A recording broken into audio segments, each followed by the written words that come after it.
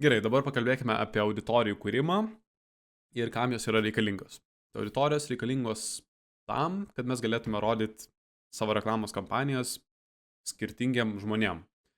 Nes vieni žmonės turi vienus pomėgius, kiti žmonės turi kitus pomėgius.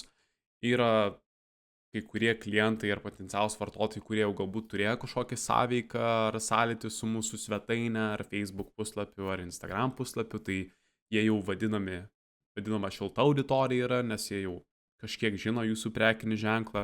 Ir dažniausia parduoti yra, gerokai lengviau tiem žmonėm, kurie jau nors kažkiek žino jūsų prekinį ženklą. Ženkliai parduoti yra žmonėms, kurie visiškai nežino apie jūsų prekinį ženklą nieko. Tai dabar mes perėsim per reklamos vadybininką ir aš parodysiu, kaip galima sukurti auditorijas ir kokias mes jas galime sukurti. Taigi eikime į reklamos vadybininką ir peržiūrėkime, kokias galim sukurti auditorijas ir kaip jas panaudoti. Taigi esame reklamos vadybininkė. Mums tada reikėtų susirasti skiltį, kur matom 3 žmogeliukus audiences. Spaudžiame ant jos.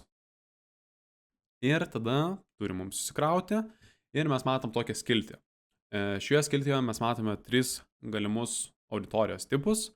Vienas yra custom audiences. Tai apie custom audiences paprasčiausias būdas yra galvoti, kad tai yra šiltos auditorijos, kurios turėjo kažkokį sąveiką su jūsų svetaine, Facebook puslapiu, Instagram puslapiu. Gali būti tai ir esami klientai, taip pat būtų šilta auditorija. Tai va taip galima įsiduoti custom audiences, kad būtų paprasčiau. Tada lookalike audiences yra auditorija, kuri būtų panaši į jūsų pirkėjus, pavyzdžiui, per 1%, per 2%, per 3%, per 4%, 5%. Maksimaliai meta turi iki 10%, tai reiškia, jeigu 1% panaši auditorija, tai bus labai maža auditorija. Dabar, jeigu nepameluosiu, bus galbūt apie 10 000, dar pamatysim toj, ir bus kuo didesnė, tai paimsim 2, 3, 4, 5, tai ta auditorija didės ir įsiplės. Tai iš esmės 1% yra panašiausia į jūsų esamus klientus ir 10% yra mažiausiai panaši auditorija į jūsų esamus klientus. Jeigu kursim šią auditoriją pagal šaltinį esamų klientų, nes reikia taip pat pasirinkti, pagal kokį šaltinį mes norim kurti tą lookalike auditoriją, panašią auditoriją į esamų klientų, ar į Facebook sekėjų, ar į svetainės lankytojų ir panašiai. Ir tada turim trečią funkciją, kur mes matom saved audience. Tai mes čia tiesiog galim sukurti auditoriją pagal demografiją. Galim taip pat ir pasižiūrėti. Tai create a saved audience spaudžiam. Ir matom, kad mes galim įvesti čia auditorijos pavadinimą. Pavyzdžiui, verslai. Verslai įvedam, pavadinimas bus. Ir tada mes galim čia sudėti, matom, lokaciją. Tai čia mes galim pasirinkti tiek šalį, tiek miestą, bet kurią vietą, kurią mes norim. Mes galim reklamuotis visoje Lietuvoje, mes galim reklamuotis tik tai Vilniui, nes mes žinom, kad mūsų didžioji dalis galbūt klientų yra Vilniui, kaip pavyzdys. Tada mes galim čia vėlgi pasirinkti spindulį iki 50 mylių, minimaliai iki 10 mylių. Tada mes galim pasirinkti minimalų amžių, tai nuo 18 iki 25. Galbūt mes žinom, kad mūsų verslo auditorija yra nuo 25 metų. Čia būtų tokia prielaida, sakykime, aš darau. Tada mes galim išimti jau tam tikras šiltas auditorijas. Šitą funkciją kaip reikėtų naudot, tai tarkim mes kūrėm kažkokią auditoriją, šitą su demografijom, su lytimi, su amžiumi, su pomėgiais ir panašiai. Ir mes galbūt turim pasiūlymą šaltiems klientams, kuris galioja tik tai šaltiems klientams, tik tiems klientams, kurie mūsų, ar vartotojams, kurie mūsų dar nežino. Tai mes šiuo atveju norėtume išimti svetainės lankytojus, mūsų esamus klientus, Facebook puslapio sekėjus, lankytojus, Instagramo puslapio, nes galbūt mes tiesiog turim tokį pasiūlymą, kur norėtume rodyti tik tai visiškai naujiems klientams. Ir jeigu rodytume, sakykime, esamiems klientams, galbūt jie šiek tiek supyktų. Tai dėl to mes galim pašalinti šiltas auditorijas. Tai šita funkcija yra pagrindė tam. Arba kažkur galbūt nenorit, kad persidengtų skirtingos auditorijos. Pavyzdžiui, jūs kuriat kažkokią auditoriją, kaip čia dabar pagal demografiją, ir jūs nenorit, kad patektų jūsų esami klientai. o kad būtų visiškai naujiems klientams rodoma reklama. Tai reiškia, irgi taip pat mes pasirinkam tas šiltas auditorijas, tai čia svetainės laikyti ir panašiai. Kai sukursim šiltas auditorijas, galbūt bus dar šiek tiek aiškiau, bet kaip pavyzdys. Tada mes galim pasirinkti kalbas, kokiom kalbom norim, kad rodytų, pavyzdžiui, tik tai lietuvių kalba. Mes galim apriboti ir panašiai. Tai čia, kad žmonėms rodyti tiem, kurie kalba tą kalbą, turiu menį. Pavyzdžiui, dabar rodys Lietuvoje visiems esantiem žmonėm ir lietuviškai kalbantiem, ir rusiškai kalbantiem ir panašiai, bet jeigu mes uždėsim tik tai Lithuanian, tai rodys tik tai žmonėms kalbantiems lietuviškai. Tada mes matom, mes galim įdėti šiltas auditorijas, mes galim įdėti lookalike auditorijas, panašias į mūsų auditorijas. Tai čia labai panašiai, kaip kai mes kursim pirmą reklamos kampaniją, čia irgi bus tokie patys nustatymai, kuriuos mes galėsim padaryti. Ir mes galim pasirinkti, sakykime, nuo 25 iki 50 mūsų amžius auditorijos yra. Ir tada mes galim pasirinkti, pavyzdžiui, lytį arba vyrai, arba moteris, arba visos lytis.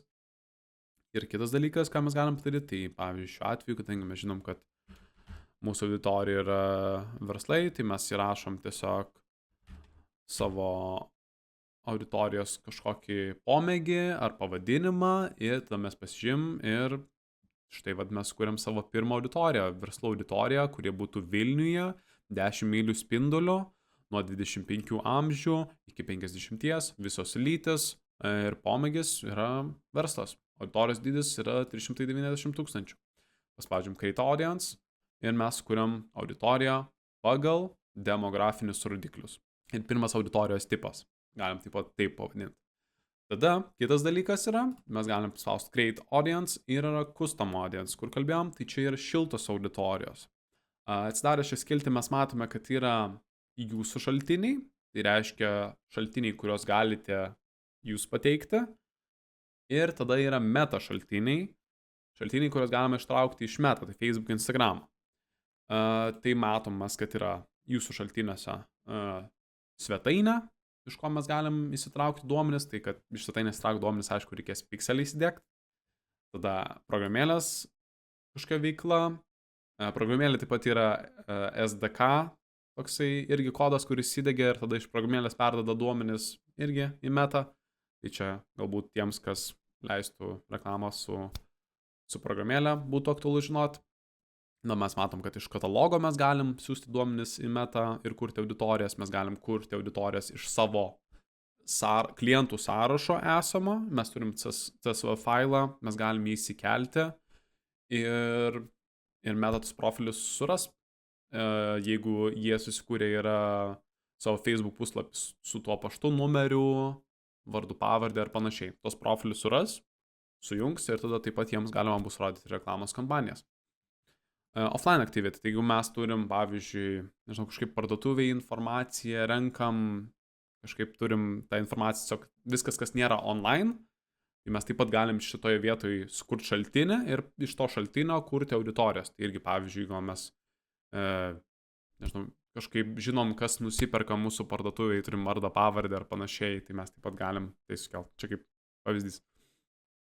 Ir tada yra meta šaltiniai. Tai mes matom, kad yra vaizdo įrašas, lead forma. Lead forma yra meta tokia forma, kurį užšoka ir ten galima supildyti savo vardą pavardę ir telefono numerį. Tai jeigu toje vietoje atliko kokį nors veiksmą, tai mes net iš leads formos galim sukurti auditoriją.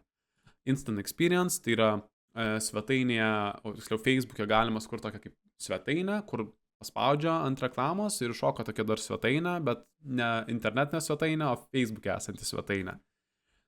Mes galime auditoriją sukurti ir iš šios vietos, tai shopping. Čia Lietuvoje neprieinam funkcija, bet kitos šalyse galima kurti parduotuvės per Facebook, Instagramą ir galima būtų kurti auditorijas iš šios vietos. Tada Instagram account. Iš Instagram accounto mes galim sukurti auditorijas, tai žmonės, kurie apsilankė Instagram'e, kurie palaikino jūsų įrašus ir panašiai. Su renginiais mes galim sukurti auditorijas, tai pavyzdžiui, jeigu turi daug renginių, kurie vyksta kas mėnesį ar dažniau, tai mes tad galim būtent taikytis į tuos vartotojus, kurie paspaudė susidomėję, kurie lankėsi jūsų renginiuose ir panašiai. Facebook puslapis, tai vėlgi kaip Instagramas labai panašiai mes galim kurti auditorijas Facebooko lankytojų, kas laikino, komentavo ir panašiai. Tai labai tas pats, kas Instagramas. Ir ant Facebook listings. Tai čia galima kurti auditoriją, jeigu jūs, pavyzdžiui, dedate skelbimus Facebook Marketplace, jūs galite tada taip pat sukurti auditoriją iš tų šaltinių būtent. Tai peržiūrėm, kokios yra šiltos auditorijos. Dabar galim peržiūrėti keletą dalykų, kaip kurti auditorijas. Ir sukursime keletą svarbiausių auditorijų. Tai viena iš svarbiausių auditorijų būtų svetainės lankytojai. Tai mes paspaudėme website, spaudžiame next. Ir tada mes matom, kad pasirinkti šaltinį. Tai vėlgi, reikia pasirinkti veikiantį pikselį. Ir tada mes galim pasirinkti įvykį. Šiuo atveju, iš pradžių, kai kuriam auditorijas, mums geriausia pasirinkti all website visitors. Ir taip, mes matom, kad mes galim sukurti dar auditorijas pagal kitus kriterijus, kaip pavyzdžiui, žmonės, kurie apsilankė mūsų svetainiai specifiniam puslapį. Ir tai reikėtų naudoti tada, kai mes turim masiškas auditorijas, tai čia daugiau negu 100 000. Arba, kai mes turim skirtingas produktų kategorijas arba verslo sritis, kur mes žinom, kad tai yra tikrai skirtingos auditorijos, bet mes turim tos produktus ar paslaugos vienoj svetainiai. Tai pavyzdžiui, tai būtų mūsų atveju. Jeigu mes esame skaitmeninės reklamos agentūra, mes parduodam reklamos administravimą Meta, Facebook, Instagramui ir mes parduodam šią paslaugą verslams.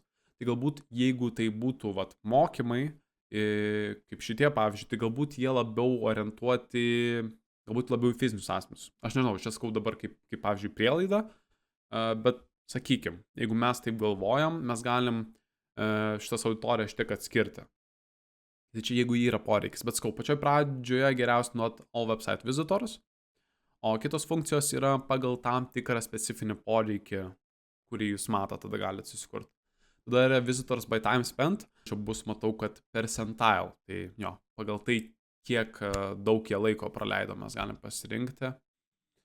Ir tada mes matom, kad čia yra dar events.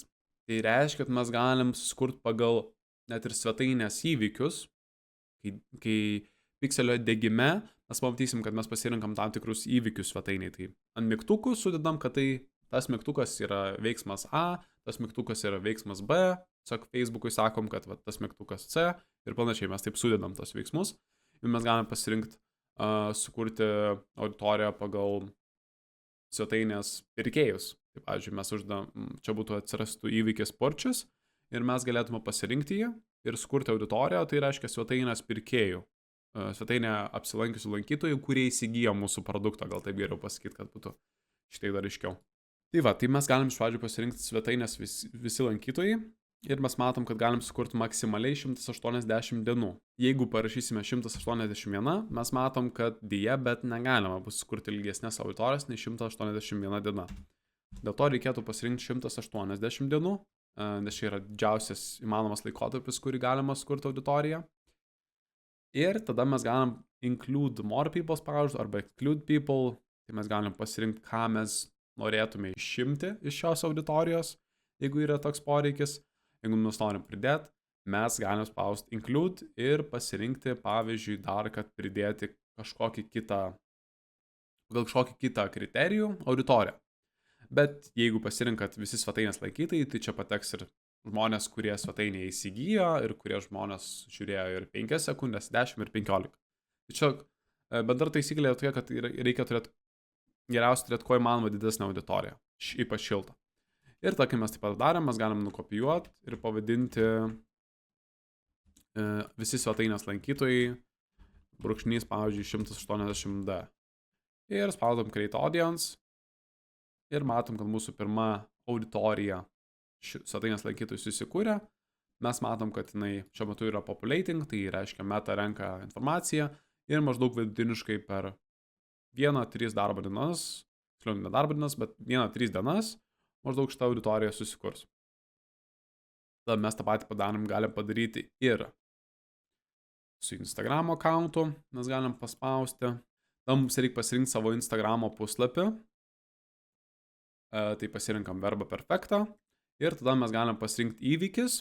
Tai, iš pradžių vėl geriausia ta pati rekomendacija bus, kad visi, tai everyone who engage with this professional account, Ir taip pat matom, kad yra irgi kitos skiltis, kurias galiu trumpai pakomentuoti. Tai va, šitas būtų žmonės visi, kurie pradėjo sekti šį Instagram accountą. Mes galim pasirinkti, kur tokią auditoriją, mes galim, kas apsilankė Instagram account'e, mes galim paspausti visi žmonės, kurie engaged su postu arba reklama, tai įsitraukia, tai čia įsitraukimas gali būti ir peržiūra, komentaras, palaikinimas ir panašiai. Matau, kad negalima kurti auditorijos žmonių, kurie parašė žinutės. Tai vėlgi matom, kad šitiek auditorijų nustatymų yra po truputėlį pašalinama. Ir tai priežastis yra, kodėl tai vyksta, tai dėl to, kad Meta po truputėlį eina į tą algoritminį reklamos rodymą, kur Meta, ženkliai geriau tiesiog įsiaiškina, kam rodyti reklamos kompanijas. Ir šiaip bendras duomenų apsaugos reglamentas dar irgi riboja tam tikrus taikymosi nustatymus, tai dėl to šitiek yra pašalinimo tų opcijų ir nenustebkite, jeigu kai kurios, pavyzdžiui, dings su laiku. Galim dar taip pat skurti auditoriją žmonių, kurie išsaugojo postą arba reklamą. Geriausia praktika iš pradžių naudotis visiškai naujai reklamos paskyrai, tai kuo įmanoma didesnę auditoriją daryti. Ir tada pavadinimas IG, pavyzdžiui, Engagers galima daryti ir 365 ir dar įdė. Tada sukuriam tokią auditoriją. Tada mes taip pat galim sukurti dar Facebook auditoriją. Tada mes pasirinkam puslapį ir vėlgi mes turim labai panašias opcijas kaip ir Instagram auditoriją kuriant. Tai mes pasiliksim šitą.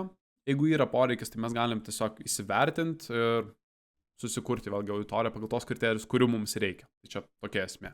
Bet paliksim tokią, čia paliksim 365 dienos ir tada galim pavadinti, pavyzdžiui, taip ir 365D vėl.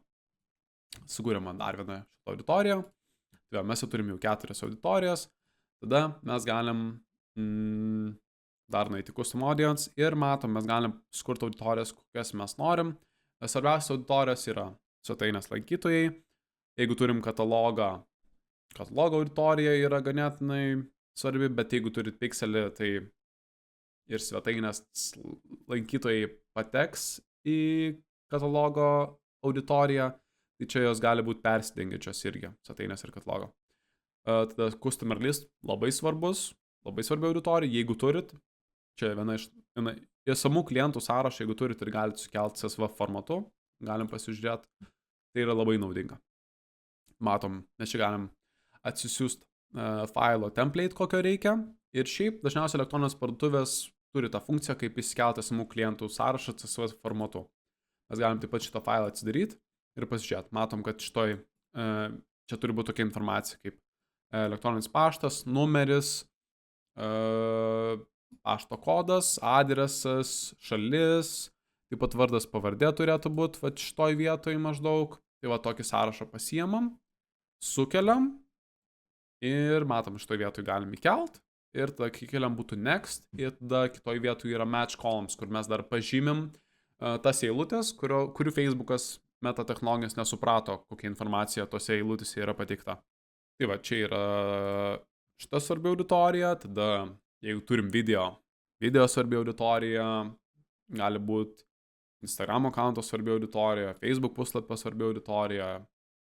Šiaip visos auditorijos yra ganėtinai svarbios, jeigu turit, kuo daugiau jų, tuo yra geriau. Bet svarbiausias tai svetainės lankytojų, Instagramas, video, lead formas, jeigu leidžiat, Facebook puslapis. Tada mes galim nueiti ir peržiūrėti paskutinį auditorijos nustatymą, tai yra lookalike audience. Tai lookalike audience yra tiesiog auditorija panaši į jūsų klientus. Tai nėra jūsų klientai, tai yra žmonės, kurie panašus į jūsų klientus. Ir ką mes matom, čia visur mes galim pasirinkti šaltinį. Šaltinis gali būti pixelis. Ir jeigu mes kursim vieną iš vertingiausių auditorijų, tai iš pixelio ir pasirinksim čia event source website. Matom, galim iš fizinės parduotuvės dar pasirinkti, bet čia paliekam website.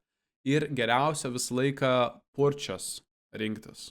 Geriausia visą laiką. Tai jeigu mes neturim klientų sąrašo galimybės įsikelti, Tiksliau, jeigu mes norim sukurti lookalike auditoriją 1% ir mes neturim klientų sąrašo, bet mes turim pikselį ir turim 100 pirkimų vienoje vietoje, tai pavyzdžiui Lietuvoje, pardavimų per jūsų elektroninę parduotuvę ar svetainę, tai mes galim sukurti lookalike auditoriją per būtent pikselį.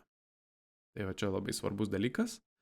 Ir mes matom, kad galim sukurti iki 6 skirtingų lookalike auditorijų. Ir iš pradžių, tarkim, pažymėkim vieną, tai matom, kad 1% lookalike auditorija yra 22 tūkstančių dydžio.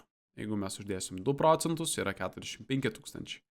Jeigu 3% 68 tūkstančiai, jeigu 4% 90 tūkstančių ir panašiai. Tai reiškia tiesiog panašumas į jūsų esamus klientus, pirkėjus vis mažėja ir auditorija vis didėja. Tai mes galim pasimti ir sukurti 6 auditorijas ir mes galim pasirinkti kokias jiems norim. Tai pavyzdžiui 1, 2, 3, 4 ir pavyzdžiui galbūt mes norim patestuoti 9 ir 10. Tos tokius skirtumus. Kad sukurti šitą lookalike auditoriją pagal pikselį, reikia 100 pardavimų. Tai jeigu mes dabar spausim sukurti, jinai mums nesusikurs. Tai čia svarbus dalykas, žinoti, kad matot, audience can be created, your lookalike source needs to include at least 100 people in the same country. Tai vėlgi, reikia 100 pardavimų vienoje lokacijoje. Kaip, pavyzdžiui, Lietuvoje 100 pardavimų per elektroninę parduotuvę ir tada mes galėsim sukurti šitą auditoriją. Dabar negalim. Tai ką mes galėtume padaryti? Jeigu būtume įkėlę esamų klientų sąrašą, tai mes pasirinktume Other Sources ir tada pasirinktume tą klientų sąrašą, kurį įkėlėm ir mes tada iš to klientų sąrašo esamų mes galėtume sukurti lookalike auditoriją. Bet pavyzdys, kad galėčiau tiesiog parodyti, kaip sukurti auditoriją ir kaip tai atrodo, tai mes pasirinksim tiesiog puslapį ir tada galėsim sukurti auditoriją panašių žmonių į puslapio sekėjus. Tai paspaudžiam Create Audience ir mes matom, kad mes sukūrėm lookalike auditorijas, tai vėlgi vartotojai panašus į mūsų puslapio sekėjus. Tai nuo 1%, nuo 1 iki 2 ir panašiai. Tai sukūrėm tas auditorijas, jūs matom šiuo metu dar populating, tai reiškia dar meta renka informaciją ir susikurs maždaug per 24-72 valandas, maždaug vidutiniškai sukuria auditorijas. Taip pat mes, jeigu pažiūrėsim, mes galim dar čia paspausti Expiring Audiences ir matysim, kurios auditorijos baigia galioti. Jo, tam tikros auditorijos po tam tikro laiko baigia galioti, reikia jas iš naujo kurti. Ir čia būtų visa reikalinga informacija apie auditorijų kūrimą. Tai va šitas auditorijas galima bus naudoti kuriant reklamos kampanijas, rankiniu būdu, manual, kur yra kampanijos, ir AdSet lygmenį mes galėsim prisidėti. Svetainės lankytojai, Facebooko, žmonės, kurie įsitraukia, Instagramo ir panašiai. Galim tada judėti toliau, galėsim prisidėti. Svetainės lankytojai, Facebooko, žmonės, kurie įsitraukia, Instagramo ir panašiai. Galim tada judėti toliau.